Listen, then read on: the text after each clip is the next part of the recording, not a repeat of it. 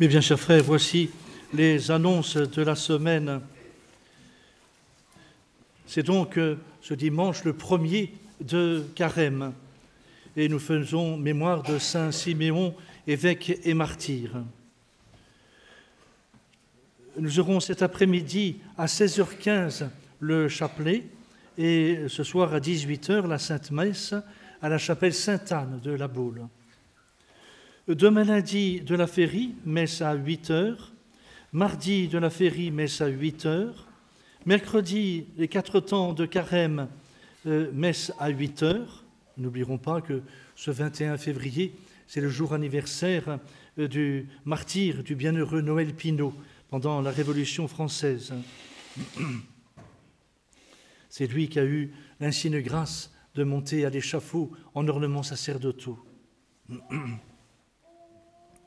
Ce mercredi, nous aurons également la messe à 18h à la chapelle Saint-Maurice. Jeudi, la chaire de Saint-Pierre à Antioche, apôtre. Nous aurons la messe ici à 11h. Vendredi, Saint-Pierre d'Amiens, évêque, confesseur et docteur de l'Église. Ce sont les 4 temps. Nous aurons la messe à 8h. Et nous aurons à 18h le chemin de la croix. Je vous encourage beaucoup pendant ce temps de Carême à faire le chemin de la croix le vendredi. Si vous ne pouvez pas venir ici, eh bien, essayez de faire ce chemin de croix en famille. C'est une source de grâce. Pour le samedi des 4 temps, c'est la fête de Saint Matthias apôtre. Exceptionnellement, nous n'aurons pas de messe ici le matin. Je célébrerai la messe à l'occasion de notre pèlerinage au Luc-sur-Boulogne. Je célébrerai la messe dans la chapelle Notre-Dame du Petit-Luc à 11h. Nous vous donnons rendez-vous donc pour ce pèlerinage. Nous le faisons chaque année pour aller prier sur le lieu où les femmes, des enfants et des vieillards ont été massacrés par les colonnes infernales en 1794. Ne manquons pas de prier en particulier ce qu'on appelle les saints innocents de la Vendée, puisqu'il y avait plus d'une centaine d'enfants de moins de 7 ans. Donc, messe à 11h donc, au Luc-sur-Boulogne. Ce même samedi, à 14h30, nous aurons la répétition de la Scola Sainte-Cécile. Et puis, l'après-midi, de 17h à 19h, je serai à votre disposition pour les confessions. Dimanche prochain, c'est le 2e dimanche de Carême. Nous aurons les messes aux heures habituelles, à 8h à Notre-Dame des Dons, à 10h ici, et à 18h à la chapelle Sainte-Anne, à la chapelle Saint-Maurice.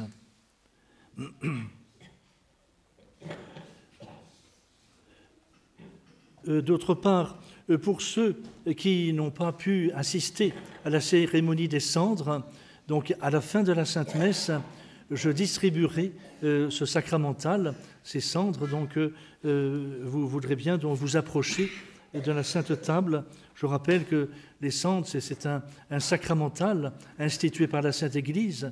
Et ces cendres font partie des 3 grandes bénédictions de l'Église, que l'Église nous donne, la bénédiction des cierges de la Chandeleur, la bénédiction des cendres, et puis la bénédiction des rameaux. Et ce sacramental est destiné à nous aider à faire un bon et saint carême, et surtout nous aider à bien amender notre vie, à bien corriger pendant ce temps de pénitence. Et nous n'oublierons pas bien précisément que nous sommes poussière et que nous retournerons en poussière. D'autre part, je recommande à vos bonnes prières le repos de l'âme de Sylvain Libert, qui est décédé à 42 ans des suites d'une grave maladie. Il a été pendant 20 ans victime de la sclérose en plaques. Mais c'était un homme de foi. Il disait tous les jours son chapelet, il priait Notre-Dame, il a offert ses souffrances. Et il est mort donc cette semaine, et nous avons célébré ses obsèques ici au Christ-Roi, donc jeudi dernier.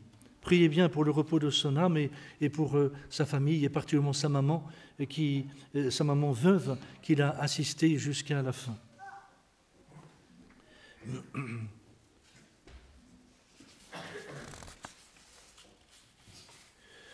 Au nom du Père et du Fils et du Saint-Esprit, ainsi soit-il. Mais bien, chers frères, l'apôtre Saint Jacques nous dit que nul, lorsqu'il est tenté, ne dise que c'est Dieu qui le tente. Car Dieu ne nous porte pas au mal, il ne tente personne, mais chacun est tenté par sa concupiscence qui l'entraîne et le fascine. C'est ce qu'affirme Saint Jean au chapitre 1er, versets 13 et 14. Vous le voyez, mes bien chers frères, il est très important de rappeler cette grande vérité, surtout qu'aujourd'hui, la contre-Église s'est chargée de se faire l'écho de cet ignoble Luther hérétique qui a été condamné par la Sainte Église et qui a osé falsifier le Notre Père en faisant dire ne nous soumets pas à la tentation. Ce ne nous soumet pas à la tentation, c'est blasphématoire, mes bien chers frères. C'est quelque chose d'abominable. Et il est bon de savoir que c'est Luther qui est à l'origine et que les modernistes aujourd'hui, récitent le Notre Père avec ce blasphème et le tutoiement. Ceci nous prouve, s'il en était besoin, que cette contre-église n'est pas l'église de notre Seigneur Jésus-Christ. Et donc, ça n'est pas... lorsque nous sommes tentés, donc, Dieu permet, certes, que nous soyons tentés pour notre sanctification, et précisément, nous allons le voir. Et pour Jésus, donc, voulut lui-même être tenté pour nous apprendre à résister aux tentations et nous convaincre qu'il faut être éprouvé pour être sauvé. C'est en trempant le fer dans le feu qu'on en fait un acier solide. D'autre part, Jésus a voulu être tenté pour nous enseigner que la tentation n'est pas un péché. Autrement, notre Seigneur Jésus-Christ n'aurait pas permis aux démons de le tenter. Cela va de soi. Il a voulu également être tenté pour prouver qu'avec la grâce, on peut vaincre toute espèce de tentation. C'est là un grand danger qui menace beaucoup, même de catholiques aujourd'hui, qui pensent que dans ce climat de corruption dans lequel nous vivons, dans ce monde complètement perverti, il n'est plus possible de vivre chrétiennement. Eh bien, ceci est faux. Précisément parce que le bon Dieu ne permettra jamais que nous soyons tentés au-dessus de nos forces. Il nous donnera toujours ces grâces proportionnées et suffisantes pour nous permettre d'emporter de belles victoires sur le démon. À nous d'être précisément dociles à la grâce du bon Dieu. D'autre part, notre Seigneur a été tenté pour nous dire qu'il faut se préparer à toutes les tentations et les attendre. Et c'est là quelque chose de très important aussi, parce que précisément, cela fait partie des tribulations de cette vallée de larmes. Nous sommes de passage, vous le savez, sur cette terre, et notre destinée, notre patrie véritable, c'est le ciel, c'est le bonheur éternel du ciel que Dieu nous a promis. Enfin, Jésus a voulu être tenté pour vaincre le démon. Et Dieu, vous le voyez, permet la tentation, mais non pour le mal, mais pour éprouver et nous faire mériter. Et c'est comme cela, donc, que nous devons considérer la tentation. Et c'est pour cela que nous disons dans le Notre Père, mon Dieu, ne nous laissez pas succomber à la tentation. Nous vous le demandons, c'est totalement différent. Nous sommes conscients de notre faiblesse, de notre fragilité, et nous implorons la grâce du bon Dieu pour ne pas nous laisser séduire par le démon. Mais bien chers frères, chaque dimanche de Carême offre pour objet principal une lecture des Saints Évangiles, destinée à imiter les fidèles au sentiment que l'Église veut leur inspirer dans la journée. Et cet enseignement, donc, nous apprend comment nous devons nous conduire. Et aujourd'hui, elle nous donne à méditer non seulement sur le jeûne que notre Seigneur s'est imposé pendant 40 jours et 40 nuits, nous dit la Sainte Écriture, dans le désert, mais surtout pour nous arrêter sur cette tentation de Jésus au désert. Nous confessons que nous sommes pécheurs, mais comment sommes-nous tombés dans le mal? La réponse est simple. Le démon nous a tentés et nous n'avons pas repoussé la tentation. Nous avons cédé aux propositions du démon et nous avons commis le mal. Il nous faut donc craindre le démon parce qu'il est très habile et rusé. Et si notre Seigneur a laissé Satan approcher de sa personne adorable, c'est pour nous apprendre comment il faut combattre et triompher de cet ennemi redoutable. Parce que précisément, il est possible d'en triompher. Et si nous nous appliquons à imiter notre divin Sauveur. Satan a vu avec inquiétude la sainteté incomparable qui brille en Jésus. Mais il ne sait pas, il n'a pas la certitude que c'est lui. Et c'est la raison précisément pour laquelle il va lui poser ces questions. Cet ennemi de Dieu s'approche du Rédempteur, mais tous ses efforts ne tournent qu'à sa plus grande confusion. Si tu es le Fils de Dieu, commande que ces pierres deviennent des pains. Jésus répondit, il est écrit, l'homme ne vit pas seulement de pain, mais de toute parole qui sort de la bouche de Dieu. Voyez avec quelle simplicité et majesté Jésus repousse les attaques de Satan. Jésus n'a subi cette triple tentation que pour nous instruire, pour nous éclairer, pour nous encourager. Nous avons en effet 3 sortes d'ennemis à combattre et notre âme est vulnérable de 3 côtés. C'est à ce propos que saint Jean, l'évangéliste, nous dit « Tout ce qui est dans le monde est concupiscence de la chair, concupiscence des yeux et orgueil de la vie. La chair, l'argent et les honneurs. Il n'est pas un seul de nos péchés qui ne proviennent de l'une de ces 3 sources. Et le démon le sait. Et c'est précisément par là qu'il va nous attaquer pour essayer de nous faire tomber. Et c'est pourquoi notre Seigneur, notre modèle en toutes choses, devait en quelque sorte s'assujettir à ces 3 épreuves. Satan le tente d'abord dans la chair, en lui proposant de soulager sans délai la faim qui le presse. Dites que ces pierres deviennent des pains. Et c'est donc une leçon de tempérance que nous donne le Fils de Dieu. En effet, la tempérance est la condition et le moyen de garder la pureté et toutes les belles vertus, tandis que l'intempérance est l'occasion de révolte des sens et de chutes lamentables. La seconde tentation est celle de l'orgueil. Jetez-vous en bas, les anges vous recevront dans leurs mains.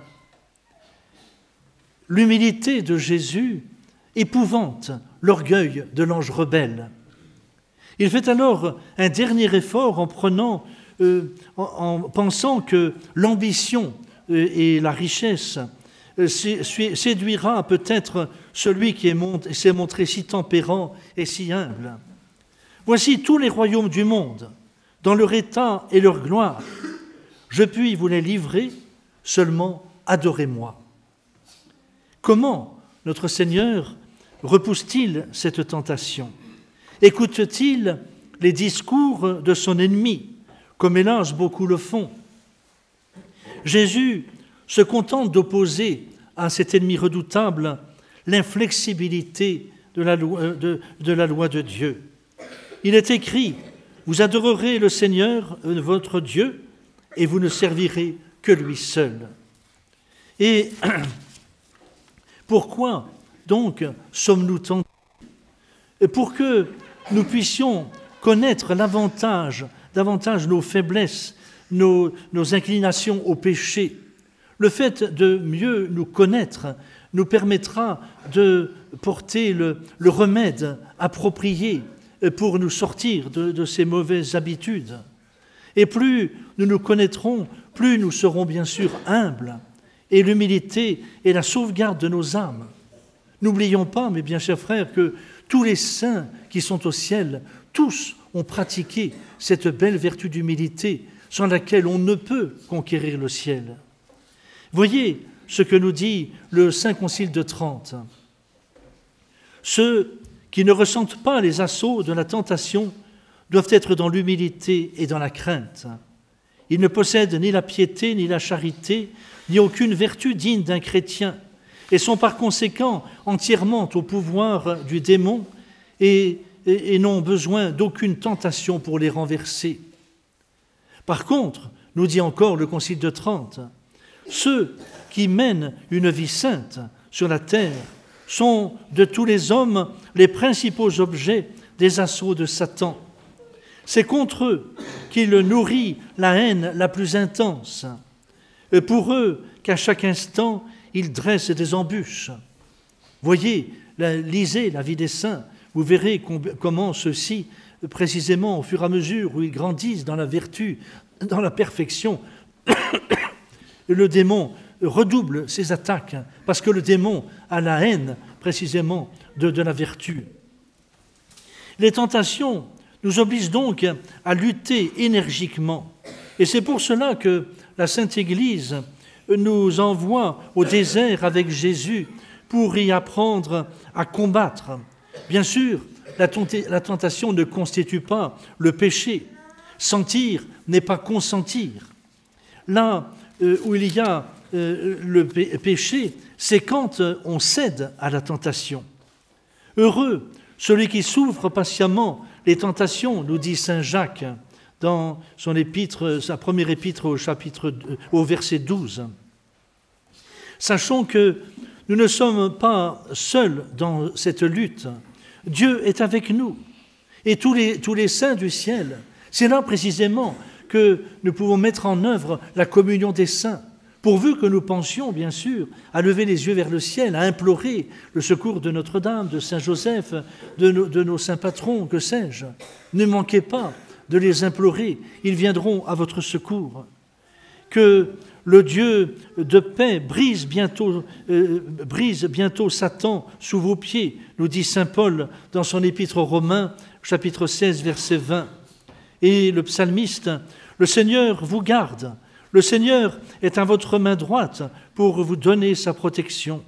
Le Seigneur vous garde de tout mal, que le Seigneur garde votre âme. Vous voyez, toutes ces paroles de la Sainte Écriture sont très encourageantes et nous confirment bien que si nous recourons à ces secours surnaturels, alors nous serons forts face aux tribulations de la tentation. Ce n'est pas donc l'habileté ou la science qui nous sauvera, c'est l'humble prière et la confiance dans le cœur sacré de Jésus et le cœur immaculé de Marie, sa très sainte mère.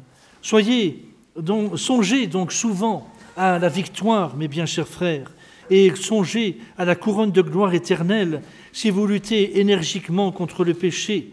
Cette pensée vous sera une émulation, un encouragement et vous aidera à persévérer dans le bon combat. Et particulièrement pendant ce temps de carême, c'est le moment providentiel pour mener ce combat, parce que la Sainte Église, qui est maternelle pour ses enfants, nous donne des secours particuliers pour nous faciliter ce combat et nous faciliter l'amendement de notre vie. Songez donc à toute cette gloire que Dieu nous réserve dans l'éternité. Celui qui sera victorieux, nous dit saint Jean dans l'Apocalypse, « Je confesserai son nom devant mon Père et devant ses anges.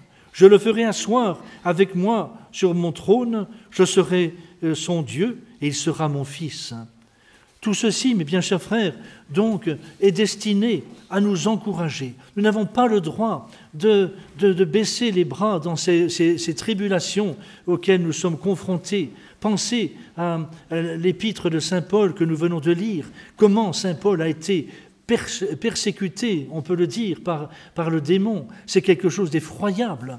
Il a été flagellé plusieurs fois, il a subi plusieurs fois des naufrages, il a été emprisonné, il a été bafoué de toutes sortes, mais il a persévéré dans le combat. Nous devons suivre l'exemple des saints, mes bien chers frères, et ceci dans le combat, dans la confession de la foi, dans toute son intégrité, sans nous compromettre avec les ennemis de notre foi. J'en veux pour preuve, mes bien chers frères, ce commentaire de Saint Grégoire le Grand dans le Saint Bréviaire d'aujourd'hui.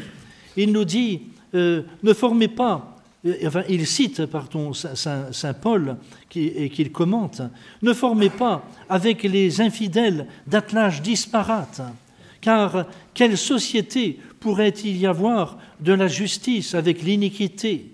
Que peut bien avoir de commun la lumière avec les ténèbres?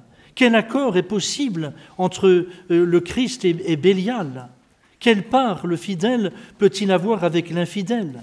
Quelle jonction peut-on concevoir du temple de Dieu avec les idoles?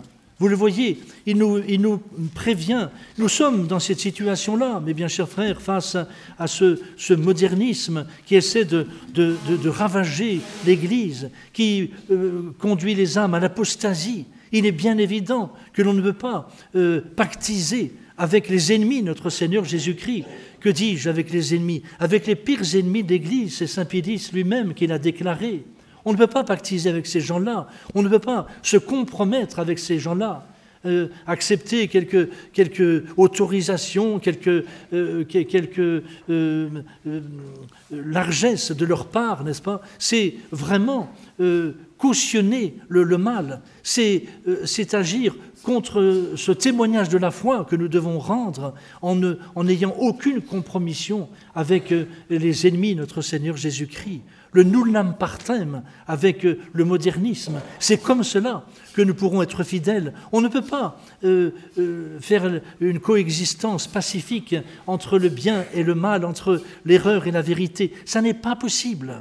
Ça, ce sont des considérations purement humaines. Nous devons nous conduire en enfants de Dieu et donc confesser la foi dans ces temps troublés. Ceci fait partie, mes bien chers frères, des tribulations que le bon Dieu permet, auxquelles nous sommes exposés.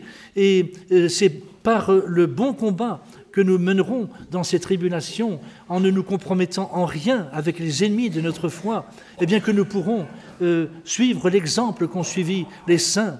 Je pense en particulier, bien sûr, aux martyrs. Ils ne se sont pas compromis avec les ennemis du bon Dieu. Ils ont témoigné jusqu'à verser leur sang pour notre Seigneur Jésus-Christ. Eh bien, nous devons faire partie de cette élite chrétienne, mes bien chers frères.